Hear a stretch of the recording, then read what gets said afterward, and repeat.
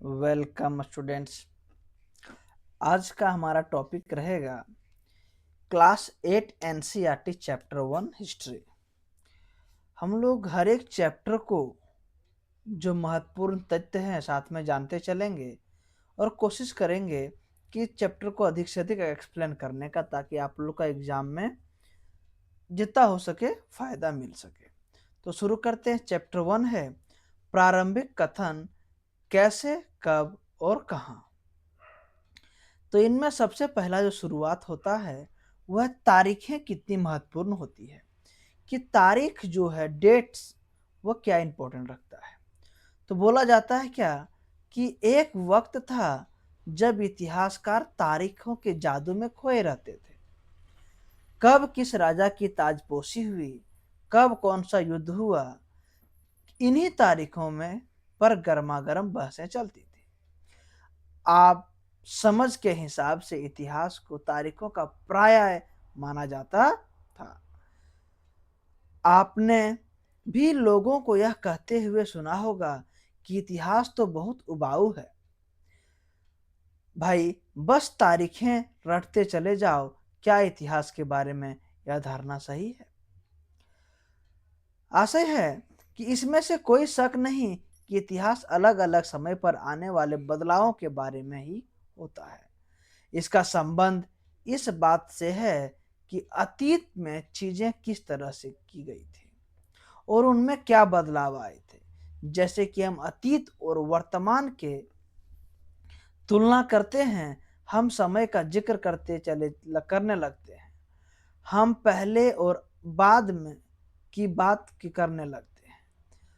बोला जाता है कि रोजमर्रा की जिंदगी में हम अपने आसपास की चीजों पर हमेशा ऐतिहासिक सवाल नहीं उठाते। हम चीजों को सार्वभौमिक मानकर चलते हैं, मानो जो कुछ हम हमें दिख रहा है वह हमेशा से ही ऐसा ही रहा हो। लेकिन हम सब के सामने कभी कभी अचंभे के क्षण आते हैं। कई बार हम उत्सुक हो जाते हैं और ऐसे सवाल पूछते हैं जो कोई वाकई ऐतिहासिक होते हैं। किसी व्यक्ति को सड़क किनारे चाय की घूंट भरते देखकर आप इस बात का पर हैरान हो सकते हैं कि चाय या कॉफी पीने का चलन शुरू कब हुआ था। रेलगाड़ियां की खिड़की के बाहर झांकते हुए आपके जहन में यह सवाल उठ सकता है कि रेलवे का निर्माण कब हुआ था। रेलगाड़ी के आने के पहले लोग दूर दूर की यात्रा किस तरह कर पाते थे। सुबह सुबह अखबार पढ़ते हुए आप यह जानने के लिए उत्सुक हो सकते हैं कि किस जिस जमाने में अखबार नहीं छपते थे, उस जमाने में लोगों को जिन चीज़ों की जानकारी कैसे मिलती थी। तो ये पहला पेज में उतना कोई खास नहीं है, बस सबसे इम्पोर्टेंट है यहाँ पे जो हम लोग देखेंगे। तो यहाँ पे है कि ब्राह्मण ब्रिटेनिया का शास्त्र भेंट दिखाया जा रहा है कि ये ब्राह्मण है और ये ब्रिटेनिया के शासक को शस्त्र भेंट कर रहा है। जेम्स रेनले द्वारा, ये मोस्ट इंपॉर्टेंट है, ध्यान रखिएगा कि जेम्स रेनले द्वारा तैयार किए गए पहले नक्शे का आवरण चित्रण में है जो भेंट कर रहा है। यह चित्र 1782 ईस्वी के रॉबर्ट क्लाइव ने रेनल को, मोस्ट इंपॉर्टेंट, रट जाना इस पॉइंट को, क्या है कि रॉबर्ट क्लाइव ने रेनल को हिंदुस्तान के नक्शे तैयार करने की काम सौंपी थी। तो सबसे पहले हिंदुस्तान का नक्शा बनाने का ठेका किसको मिला था? तो रेनल को मिला था। किसने दिया था? रॉबर्ट क्लाइव ने दिया था। ये चित्र कब का है? 1782 का है। आगे है भारत पर अंग्रेजों की विजय की समर्थक रेनले को वर्चस्व स्थापित करने की प्रक्रिया में नक्शे तैयार करना बहुत महत्वपूर्ण लगता था। इस तस्वीर में दिखाया गया है कि भारत के लोग स्वेच्छापूर्वक अपने प्राचीन ग्रंथ, पवित्र ग्रंथ, ब्रिटिश सत्ता के प्रतीक ब्रिटेनिया को सौंप रहे हैं, मानो वे उसे भारतीय संस्कृति की रक्षा के लिए आने का आग्रह कर रहे हैं। तो जो भी महत्वपूर्ण है इसी में ध्यान रखिएगा कि जेम्स रेनले थे जिनको रॉबर्ट क्लाइव ने ठेका दिया था कि हिंदुस्तान का चित्र बनाओ ताकि विजय सार्थक हो सके। ठीक है, तो पहला पेज में इतना ही महत्वपूर्ण है। चलते हैं नेक्स्ट पेज की ओर और देखते हैं। तो नेक्स्ट पेज में है कि ये सारे ऐतिहासिक सवाल हमें समय के बारे में सोचने के लिए प्रेरित कर देता है। समय को हमेशा साल या महीनों के पैमाने पर नहीं देखा जा सकता। कई बार ऐसी प्रक्रियाएं के लिए कोई तारीख तय करना वाकई गलत होता है जो एक लंबे समय तक चलती रहती है। भारत में लोगों ने अचानक एक दिन सुबह सवेरे चाय पीना शुरू नहीं कर दिया था। इसका स्वाद धीरे धीरे ही उसकी जुबान पर चढ़ा था। इस तरह की प्रक्रिया के लिए कोई स्पष्ट तिथि नहीं हो सकती। इस तरह हम ब्रिटिश शासक की स्थापना के लिए भी कोई एक तिथि नहीं बता सकते। राष्ट्रीय आंदोलन किस दिन शुरू हुआ या अर्थव्यवस्था या समाज में किस दिन बदलाव आए, यह बताना भी संभव नहीं है। ये सारी चीजें एक लंबे समय में घटती है। ऐसे में हम सिर्फ एक अवधि की बात कर सकते हैं, एक लगभग सही अवधि के बारे में बता सकते हैं।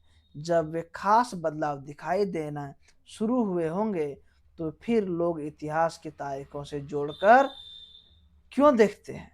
इस जुड़ाव की वजह है एक समय था जब युद्ध और बड़ी बड़ी घटनाओं के ब्यौरों को ही इतिहास माना जाता था। यह इतिहास राजा महाराजा और उनकी नीतियों के बारे में होता था। इतिहासकार यह लिखते हैं कि कौन से साल राजा की ताज पहनाया गया, किस साल उसका विवाह हुआ, किस साल उसके घर में बच्चे पैदा हुए, कौन से साल उसने कौन सी लड़ाई लड़ी, वह सब कब मरा और उसके बाद कब कौन सा शासक गद्दी पर बैठा। इस तरह की घटना के लिए निश्चित तिथि बताई जा सकती है और इस तरह के इतिहास में तिथियों का महत्व बना रहता है। जैसे ही पिछले 2 साल की इतिहास की किताब में आपने देखा है, अब इतिहासकार बहुत सारे दूसरे मुद्दे पर और दूसरे सवालों पर के बारे में भी लिखने लगे हैं। वे इस बात पर ध्यान देते हैं कि लोग किस तरह अपनी रोजी रोटी चलाते थे, वे क्या पैदा करते थे और क्या खाते थे, शहर कैसे बने और बाजार किस तरह फैले, किस तरह रियासतें बनी, नए विचार पनपे और संस्कृति व समाज किस तरह बदले। बगल में आप देख सकते हैं एक लिप्टन टी कंपनी है जो बना रही थी कॉफी वगैरह। इसके बारे में बोल रहा है कि विज्ञापन में भी पसंद नापसंद तय होती है। पुराने विज्ञापन को ध्यान से देखिए, है ना, दिखा रहा है कि एक सैनिक है जो तस्वीर बनाया कोई महल के सामने। बोल रहा है कि पुराने विज्ञापनों में हमें यह समझने में मदद मिलती है कि नए उत्पादों के लिए बाजार किस तरह तैयार हुए और किस तरह नई रुचियां चलने में आई। 1922 में लिप्टन चाय, डेट याद रखिएगा, 1922 में लिप्टन चाय के लिए तैयार किया गया यह विज्ञापन इस बात की ओर संकेत करता है कि दुनिया भर में शाही लोग यही चाय पीते हैं। यह तस्वीर के पीछे की तरह एक भारतीय महल दिखाई दे रहा है, जबकि अगले हिस्से में ब्रिटेन की रानी विक्टोरिया का तीसरा बेटा राजकुमार आर्थर घोड़े पर बैठा हुआ है। राजकुमार आर्थर को ड्यूक ऑफ कैटोन की पदवी दी गई थी। तो इस तरह पहले का ऐड होता था।